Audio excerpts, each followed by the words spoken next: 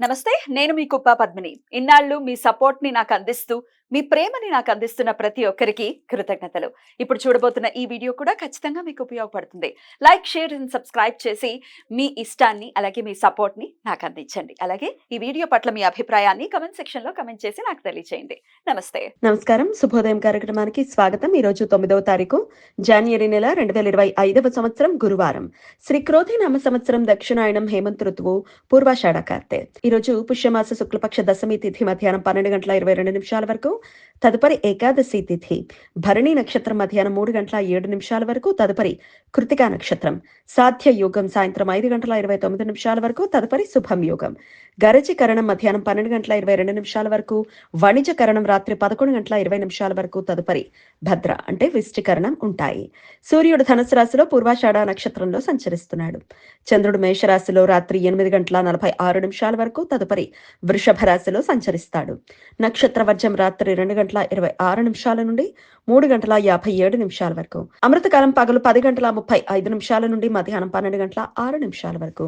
హైదరాబాద్ ప్రాంతం వారికి సూర్యోదయం ఉదయం 6:49 సూర్యాస్తమయం సాయంత్రం 5:58.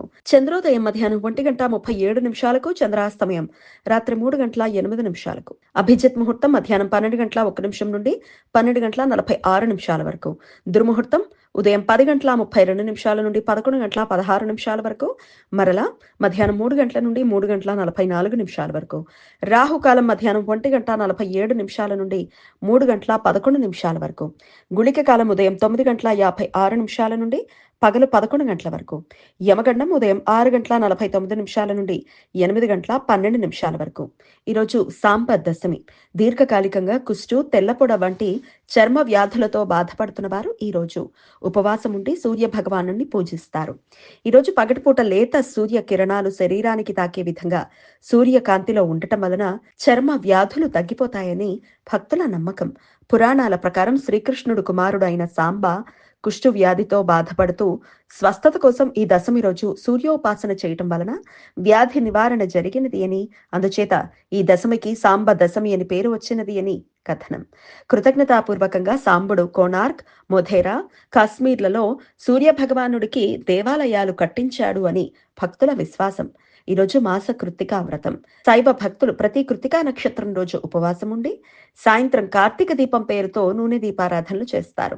వైద్యుతి మహాపాత వైద్యుతి పర్వకాలం ఈ రోజు మధ్యాహ్నం 2:44 నుండి రాత్రి 8:20 వరకు ఉంటుంది.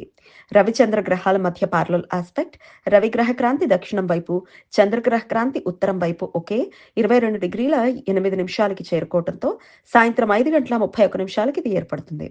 ఉపాసనా మంత్రాలు జపించడానికి, ధ్యానం చేయడానికి, నూతన మంత్రోపదేశం తీసుకోవటానికి మహాపాత కాలాలు అత్యంత అనుకూలం. ఈ సమయంలో చేసే మంత్ర జపాలు లక్షల సూర్యగ్రహణాల సమయంలో మంత్ర జపం చేసినంత ఫలితాలను ఇస్తాయి. ఈ సమయం శుభకార్యాలకు అనుకూలం కాదు. ఈ సమాచారాన్ని మనకందించిన వారు మేడికొండూరు విశ్వనాథ్ ప్రసాద్ గారు. ఆయనకు కృతజ్ఞతల్ని తెలియచేస్తూ సూర్య భగవానుడి స్మరణతో సమస్త సన్మంగళాని భవంతు. నమస్కారం.